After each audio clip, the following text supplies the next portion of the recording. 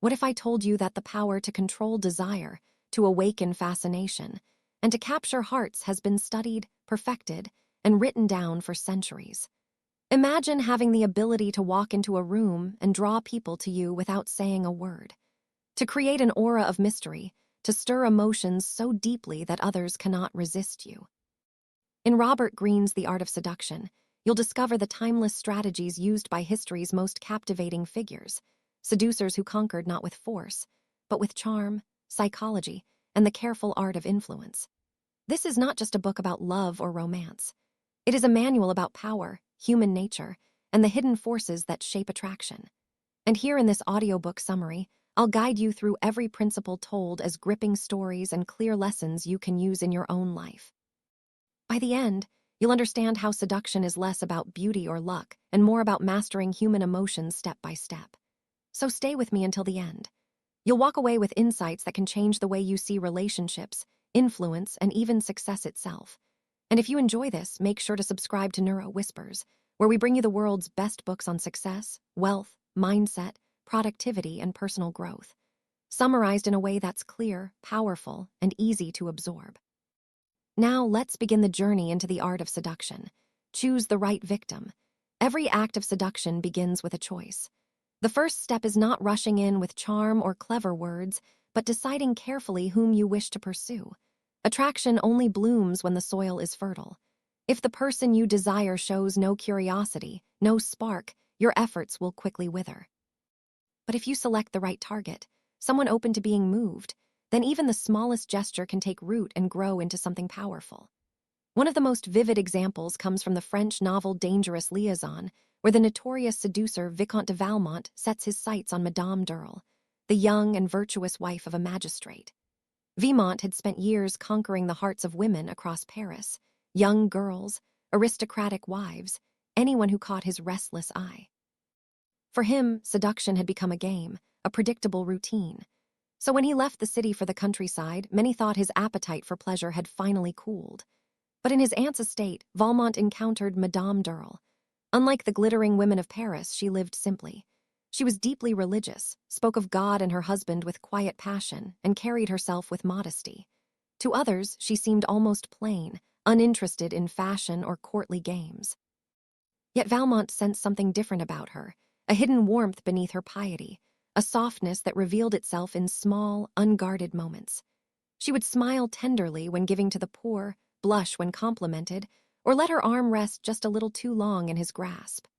Valmont's instincts told him she was not as untouchable as she appeared. To test her, he staged small encounters designed to close the distance between them. On one walk, he led her and his aunt to a spot where a ditch blocked the path. Pretending it was a surprise, he lifted his aunt across, then offered his arms to Madame d'Urle. As he held her, she clung to him nervously, her body pressed close, her heart racing.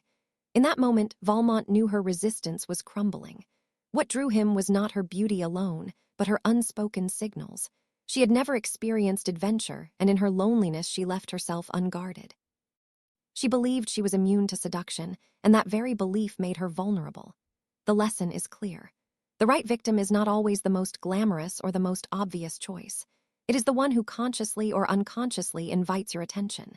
Seduction thrives on tension, on the push and pull between interest and hesitation. Before you take any step forward, you must first ask, is there a spark? Do they lean closer when you draw near, or does their gaze linger when yours meets theirs? If so, you have found the right beginning. Life is too short to chase after indifference. When you choose someone already touched by curiosity, every gesture you make will carry twice the power. Seduction, after all, begins not with force, but with recognition. Recognizing the person who secretly wants to be seduced. Create a false sense of security. Approach indirectly. The second step in seduction is subtlety. If you reveal your intentions too quickly, the other person will put up defenses. But if you disguise desire behind the mask of friendship and sincerity, you create a sense of safety that allows feelings to grow without resistance. In 17th century France, Anne-Marie Louise d'Orléans, better known as La Grande Mademoiselle, was one of the most powerful women in the kingdom. She was the granddaughter of King Henry of ETH and cousin to Louis XIV himself. She had wealth, titles, and countless proposals from princes and kings, yet none of them ever stirred her heart. To her, these men were only interested in her fortune or the political alliances her hand in marriage would bring. Proud and principled, she swore she would never give herself to such arrangements. For decades, she remained untouched by love. Then in 1669, at the age of 42, she met Antonin de Cumalt, the Duke of Lois. On the surface, Lois was unremarkable, short, plain, even ordinary in appearance, but he was bold, witty, and a favorite of the king. More importantly, he was a master of seduction, though not in the obvious way. He did not flatter Mademoiselle with grand gestures, nor did he try to dazzle her with declarations of passion. Instead, he listened. He spoke of her favorite subjects, poetry, history, the heroic works of Corna. He made her feel not like a political prize, but like a woman finally being seen.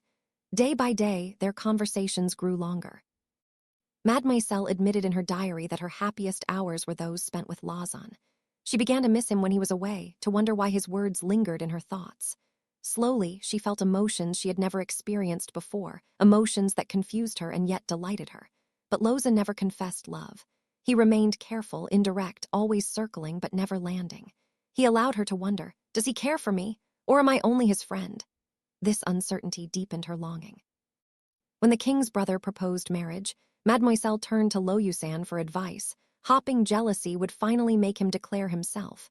Instead, he told her she must obey the king's wishes. The advice wounded her, and soon he pulled away, avoiding her altogether. This withdrawal had a powerful effect. Deprived of his presence, Mademoiselle realized just how deeply she needed him.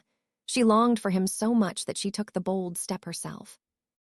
She slipped him a secret note saying the man she wished to marry was none other than him. Lauzun acted surprised, but by then he had already won. In time, the two shocked the court by announcing their engagement. What Lauzun had done was deliberate. He never rushed. He never revealed his true aim. Instead, he built trust, planted curiosity, and let her believe the decision was hers. By approaching indirectly, he created a false sense of security. She believed she was in control when in fact Lauzun had guided her every step of the way.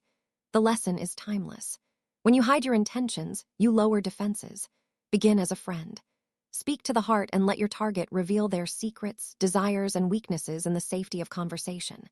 Once they are comfortable, a small touch, a teasing remark, or a hint of warmth is enough to ignite romantic thoughts.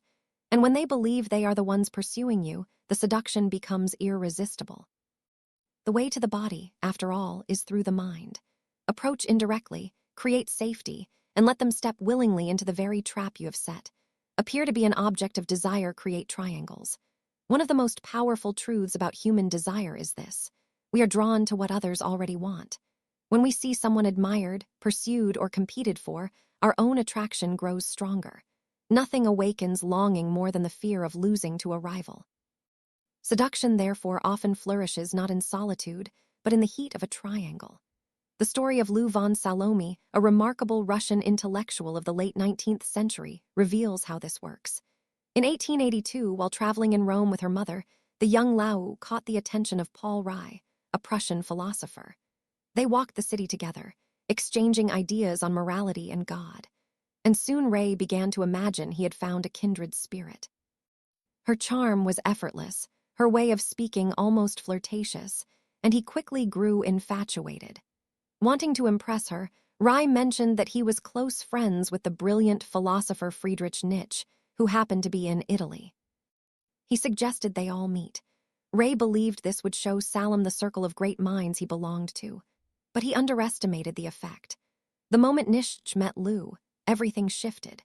Known for his solitude and lack of interest in women, Nietzsche surprised everyone, including himself, by falling for her. Now, instead of intimate walks for two, Salem often found herself in long conversations with Nietzsche while Ray stood by burning with jealousy. He had introduced them, but in doing so had created a rival he could never match. His desire for Lou grew sharper precisely because he feared he was losing her. In time, Salem kept both men close. She went on trips with them, lived for a while with Ray, and even entertained Nietzsche's proposals, though she never fully gave herself to either.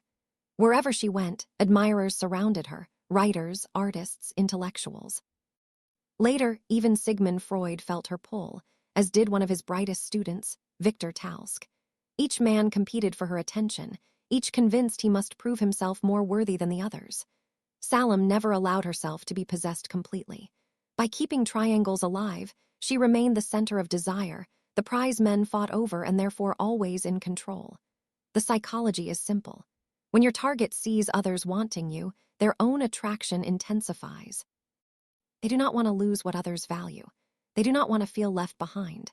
The triangle feeds both jealousy and longing, making desire burn hotter than it ever could in isolation. This is why the great seducers never stand alone. They surround themselves with admirers, speak of past loves, or hint at suitors waiting in the wings. By suggesting that someone else desires you, you create tension.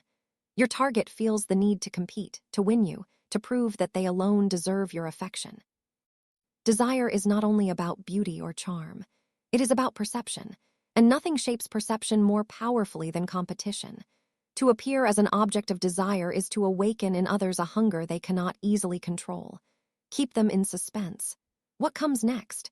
The second phase of seduction is all about creating mystery, confusion, and pleasure. Desire thrives not in certainty, but in anticipation. The smallest details, an unexpected word, a sudden absence, a surprising gesture can ignite more longing than open declarations ever could. To keep your target hooked, you must keep them guessing. No story illustrates this better than that of Giovanni Casanova, the legendary adventurer and lover of 18th century Italy. In 1753, Casanova fell for a young woman named Caterina. Her father, knowing Casanova's reputation as a seducer, quickly placed her in a convent to protect her. Most men would have given up, but Casanova, determined, attended Mass at the convent every day, sending secret letters and glances in hopes of reaching her. Then something unexpected happened. One afternoon, a letter was tossed at his feet, not from Caterina, but from another woman inside the convent. Her name was Matilda. She came from a wealthy Venetian family, and to everyone's shock had chosen the cloistered life. The letter teased him. If he was curious, he could catch a glimpse of her during visiting hours. She even warned that she already had a lover. The mystery only deepened Casanova's desire. When they finally met, separated by the iron grille of the convent, Casanova was captivated. Matilda spoke with daring honesty, confessing that she belonged to a wealthy older man who indulged her every wish. Yet her words hinted at passion, danger, and adventure. Before leaving, she pressed a key into Casanova's hand and promised to meet him 2 nights later in a villa. From that moment, Casanova could think of nothing else. When the night came, Matilda appeared, transformed. No longer the modest nun, she was dressed elegantly, her hair piled high, radiating confidence. They kissed hungrily before she pulled away with a mischievous smile, insisting they first enjoyed dinner. Casanova was stunned, fascinated not only by her beauty, but by the way she shifted identities, keeping him off balance, never letting him know who she truly was. Days later, she shocked him again, this time arriving in disguise as a young man. Casanova laughed in disbelief, but his desire only grew. Each encounter revealed a new side of her, a nun, a lady, a gentleman, and finally, through a cruel trick, even Caterina disguised as Matilda. Casanova realized that for once he was no longer the hunter. He had been trapped in a web of unpredictability, seduced by the very techniques he himself had used on so many women. Matilda's genius was in suspense. Casanova never knew what form she would take, what secret she would reveal, or what twist she had planned next. It was this unpredictability that kept him enslaved, addicted to her mystery, desperate for the next encounter. The lesson is clear. To seduce is to surprise. Predictability is dull, but suspense awakens imagination. Appear when you are not expected. Disappear when you are most wanted. Send a gift with no explanation. Reveal a new layer of yourself at every meeting, or playfully hold back when they expect closeness. Create drama. Create tension. Create curiosity. Seduction is not a straight path. It is a dance of shadows and revelations where the thrill lies not in what is known, but in the question of what comes next. Pay attention to detail.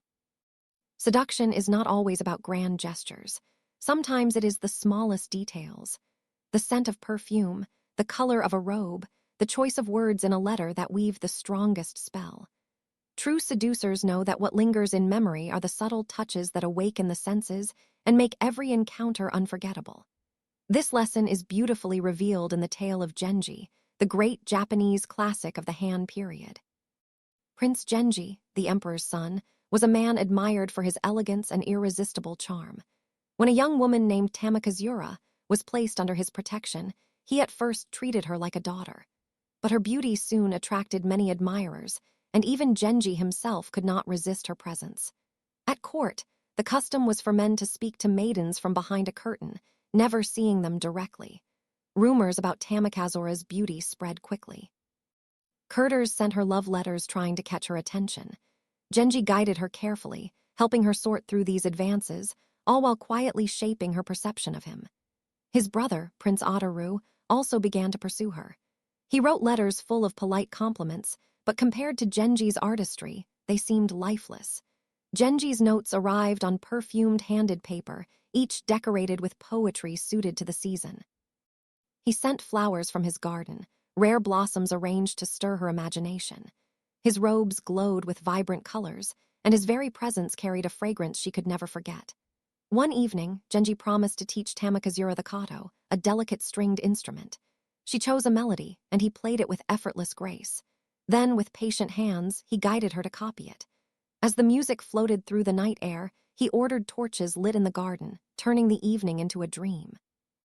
When the two lay side by side gazing at the stars, Tamikazura realized no other man, neither Hotaru nor even the emperor himself, could compare. She had fallen hopelessly under Genji's spell. What was Genji's secret? It was not force or pressure, but careful attention. He never frightened her with demands. Instead, he wrapped her in beauty, in poetry, in music, in scent. Every sense was engaged until her resistance melted. Hodo wrote words. Genji created an atmosphere. An atmosphere, more than words, is what seduction is made of. The lesson is clear. To capture someone's heart, observe them closely. Notice their moods, their tastes, their unspoken desires. If they retreat, step back. If they open, move gently forward. Surround them with pleasures that awaken the senses. Scents, sights, sounds, textures. They may argue with your words, but they cannot resist the feelings you create within them. Pay attention to detail, for in the smallest things lies the greatest power of seduction. Prove yourself.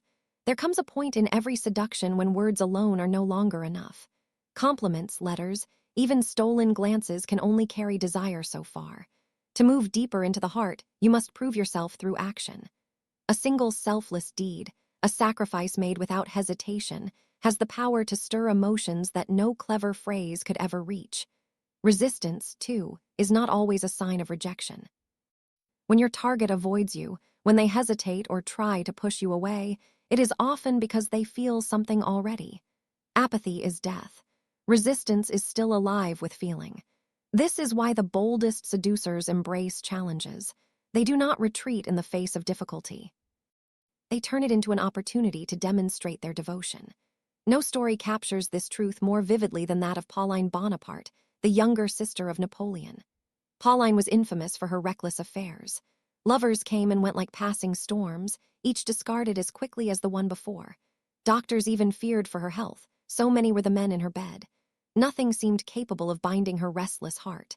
Then came Major Dinal, a soldier of courage and refinement. He was handsome, well-educated, and graceful on the dance floor, yet Pauline had known many such men before. What set Canville apart was not charm, but proof. His willingness to suffer, to sacrifice, to risk everything for her. One evening, Pauline was suffering from a terrible toothache. A dentist insisted the broken tooth must be pulled, but she panicked at the thought. In those days, there was no anesthesia, and the instruments filled her with fear. Cannell, lounging nearby in a silk gown, tried to soothe her. "Even children lose their teeth without tears," he told her. Pauline, still frightened, snapped back. "If that is true, then let you have one pulled." Without hesitation, Canwell opened his mouth, pointed to a perfectly healthy tooth, and commanded the dentist to remove it. He endured the pain silently without a cry. Pauline, shocked by this act of devotion, found the courage to have her own tooth removed. From that moment, she saw him differently. No man had ever shown such proof of love. Weeks turned to months, and unlike with her past lovers, Pauline did not tire of Canwell. She waited eagerly for him, clung to his presence, and grew loyal in a way she never had before. Napoleon grew alarmed at this deep attachment and sought to separate them. He sent Canwell on a dangerous mission to Spain. Certain distance would weaken Pauline's passion, but Canwell's devotion only blazed brighter. He galloped across hostile territory without rest, barely stopping to eat or sleep, determined to complete his duty and return to her. When he finally reached Spain and discovered he could go no further, he turned back, riding through danger once more just to see her again. Pauline, waiting anxiously, was overcome when he returned. For the first time, she had found a man she could not easily replace. Later, Canovi was sent to Germany, and then to the frozen battlefields of Russia where he died in 1812. Pauline mourned him bitterly, never forgetting the man who had proved his love through sacrifice. Among all her affairs, only Canuel's devotion pierced her soul. The lesson is this: when you demonstrate your love through sacrifice, through sleepless nights, through risks, through suffering without complaint, you reach a level of power no words can touch. Let your target see you endure hardship for them. Let them believe you are willing to lose comfort, career, even health if it means proving your sincerity. Bravery and sacrifice elevate seduction beyond mere desire. They create a bond that even the most frivolous heart cannot escape. Affect a regression. One of the deepest longings hidden in every human heart is the desire to return to childhood. As adults, we may wear masks of strength and independence, but secretly we miss the time when we were cared for without condition. When every need was met, and every fear soothed by someone stronger than ourselves. To seduce someone, you can awaken this longing by stepping into the role of a parent figure, offering comfort, unconditional affection, and a sense of safety they may have been missing all their lives. Sigmund Freud noticed this pattern early in his career. When he began psychoanalysis, he found that almost every female patient developed feelings for him. It was not because he flirted or behaved romantically. He was in fact distant and clinical. Instead, it happened because he asked them to speak about their childhood. As they spoke of their fathers, their first loves, their disappointments, and their sense of abandonment, their emotions spilled out. They projected those emotions onto Freud, who became, in their minds, the caring father they never had. Freud called this phenomenon transference. It was powerful enough that even when the sessions ended, many women could not shake their attachment to him. This is the essence of regression. When you remind your target of their childhood needs, whether for protection, discipline, admiration, or unconditional love, you stir feelings that bypass logic. They begin to depend on you not as an equal, but as someone who fills the void left long ago. There are many ways this can appear. Sometimes it is infantile regression where your target longs for the warmth of a mother's care. In this case, you must provide comfort without judgment, creating a safe, playful atmosphere where they feel accepted no matter what. At other times, it may be eatable regression where discipline and authority awaken passion. Here you must be loving yet firm, guiding them as a parent would even when it requires gentle strictness. There is also ego-ideal regression when someone projects onto you the image of their childhood hero or teenage crush. By embodying those qualities, innocence mixed with intensity, you awaken their youthful infatuation. And finally, there is parental regression. When you yourself act like a needy, helpless child, drawing out their instinct to protect and care for you. Marilyn Monroe mastered this such she often acted like a fragile little girl, melting the hearts of powerful men who longed to protect her. The story of Victor Hugo, the great French writer, offers a powerful example. Hugo lost his mother young and never received the love he desperately craved. Even after becoming famous, his heart remained restless, filled with affairs and endless conquests. But then he met Juliette Drouet, a quiet actress who devoted herself entirely to him. Juliette gave up her career, her friends, and even her freedom, choosing instead to cook for him, care for him, and serve as his secretary. No matter how often Hugo strayed, she welcomed him back without judgment. When Hugo faced political exile, Juliette risked her life to save him. She hid him, forged documents, and later followed him into exile with nothing of her own. For decades, she endured his affairs, his tantrums, and his selfishness. Yet she never stopped loving him. Eventually, when she threatened to leave, Hugo broke down, sobbing at her feet like a child. From then on, until her death, she was the only woman in his life. What Juliette understood was simple. Hugo was not looking for a mistress. He was searching for the mother he had lost, for the unconditional love he had been denied. By giving it, she held power over him that no rival could challenge. The lesson is clear. If you want to bind someone to you, give them the love they never received as a child. Do not criticize them. Do not judge them. Accept their flaws, forgive their mistakes, and offer comfort even when they misbehave. At the same time, allow them freedom so they do not feel trapped. In this balance of unconditional love and gentle space, they will return to you again and again, unable to let go of the one who gives them what no one else can. Seduction at its deepest level is not about passion or beauty. It is about becoming the figure your target has longed for since childhood. Give them that, and they will never escape your embrace. Mix pleasure with pain. Pleasure by itself quickly loses its flavor. If happiness comes too easily, the heart grows numb. What truly binds desire is the mixture of sweetness and suffering. Moments of bliss followed by jealousy, rejection, or longing. Pain sharpens pleasure, and together they create the addictive rhythm of seduction. The story of Don Mateo Diaz and Canita Perez from Pier, Louise's novel Woman and Puppet shows how powerful this principle can be. Don Mateo was a wealthy man from Seville already accustomed to life's luxuries. One summer afternoon, he toured a tobacco factory where he noticed a young girl with an innocent face and a voice like music. Her name was Kona. At just 16, she captured his attention in a way no one else had. He thought it would be easy to make her his mistress. But Kita was not an ordinary girl. At first, she lured him close, sitting on his lap, kissing him, only to suddenly push him away in anger, accusing him of trying to use her. Confused and guilty, Don Mateo pulled back. For weeks, he behaved like a gentleman, visiting her and her mother, showering them with gifts. Yet every advance was met with rejection. When he finally offered to build her a house, Kanita disappeared, leaving behind a letter. "You cannot buy my love. You will never see me again." Her absence tortured him. Through a lonely winter, he realized just how much he longed for her. And when she returned in the spring, smiling at him from a window, his heart leapt. She promised now to be his. Don Mateo thought his suffering was over. But in truth, it had only begun. Each time he came close, Concha stopped him. She kissed him, caressed him, even lay beside him, but always with boundaries he could not cross. When his patience broke, she teased him further, demanding houses, money, endless proof of devotion. One night after making him purchase a villa, she locked him outside, mocked him, and embraced another man before his eyes. Don Mateo nearly lost his mind. And yet, when she returned, claiming it had all been an act that she was still a virgin, and now at last she would give herself freely, he was overcome with relief and joy. Kita had mastered him completely.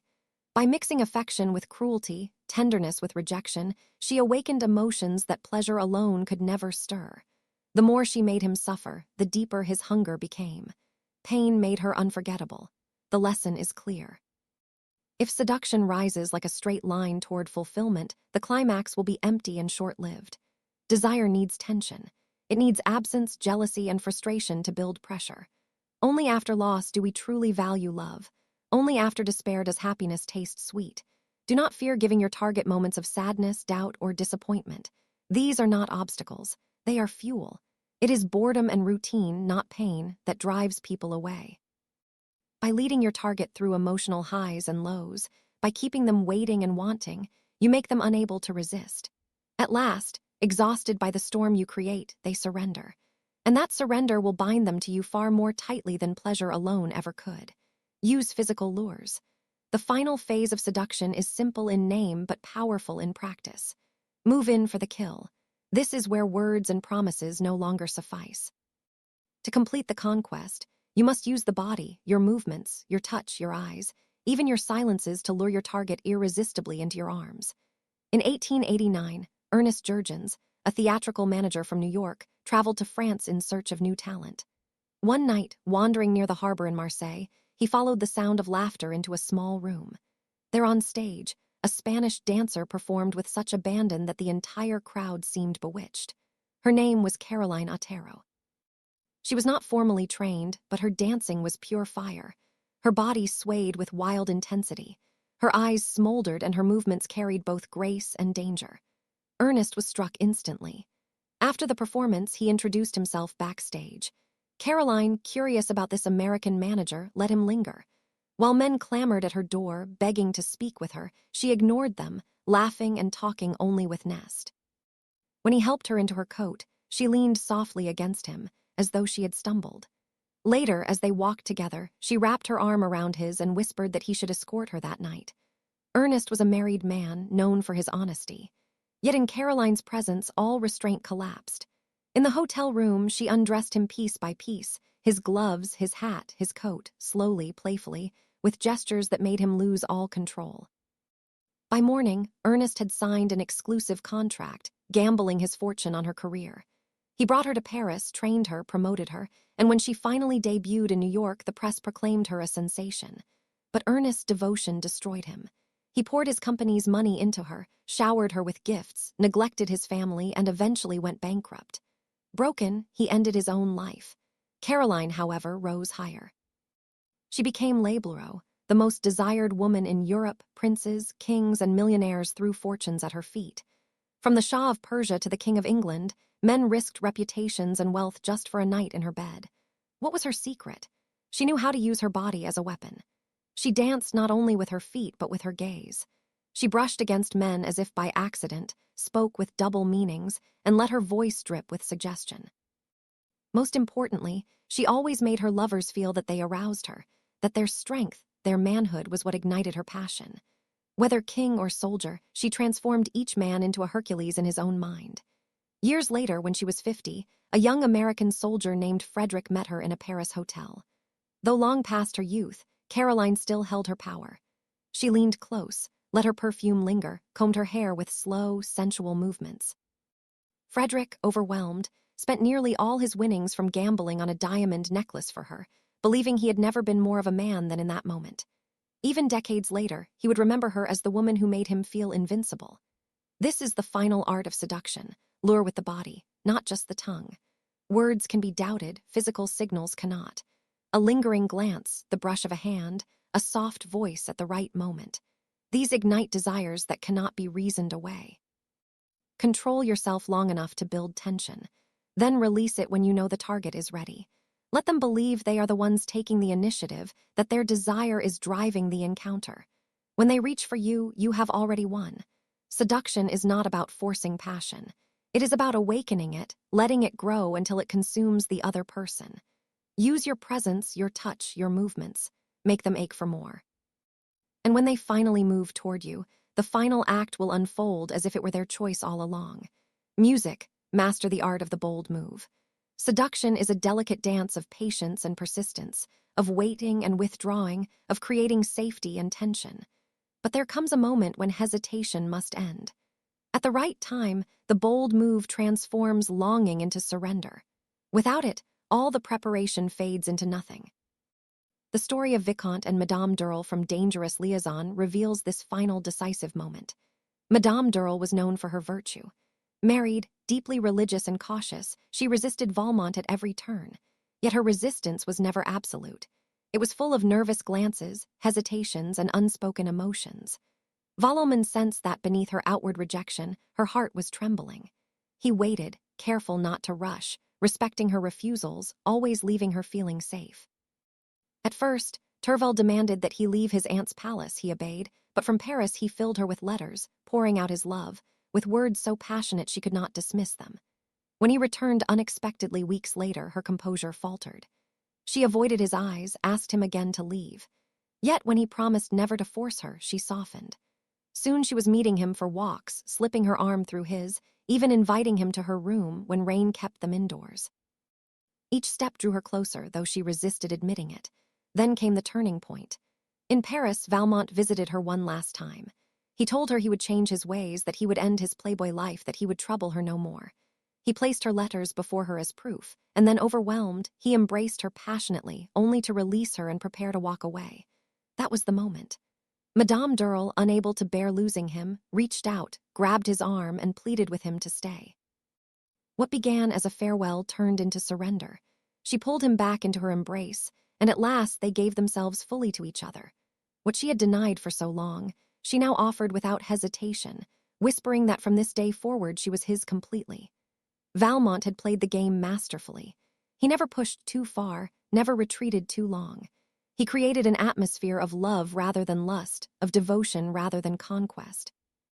He waited until her resistance became its own form of desire, until the struggle exhausted her and she longed for release. And when he sensed the moment, he acted boldly, leaving no room for doubt. The lesson is timeless. If you move too quickly, your target will think you want only possession of the body. If you wait too long, they will believe you are indifferent. Seduction requires watchfulness, reading the signals, noticing the eyes that linger, the nervous laughter, the small gestures of imitation. These are signs the heart is ready. Then comes the bold move. Take your chance, hold them, kiss them. Confess with passion that cannot be denied. Let the force of your desire sweep you both beyond hesitation. For only in that moment, the moment of surrender, does seduction reach its ultimate fulfillment. Conclusion: seduction is not just about romance, it is about influence. It is about understanding the hidden desires, fears, and emotions that drive people, and then learning how to guide those feelings with patience, charm, and strategy. From history's greatest seducers, we've seen how mystery, surprise, sacrifice, and boldness can transform ordinary encounters into unforgettable bonds. Seduction teaches us that power doesn't always come from force, but from subtlety, from the ability to stir the imagination, to create tension, and to awaken longing. The ultimate lesson of the art of seduction is this: mastery over desire gives you mastery over people. When you understand the human heart, you hold the most powerful weapon of all. Thank you for listening to this audiobook summary. If you found these insights valuable, make sure you subscribe to Neuro Whispers, where we bring you the best books on success, wealth, mindset, productivity, and personal growth. Every week we share powerful lessons in a way that's clear, practical, and inspiring so you can keep learning, keep growing, and keep moving closer to your goals. This was the Art of Seduction. Until next time, stay curious, stay ambitious, and never stop mastering the art of influence.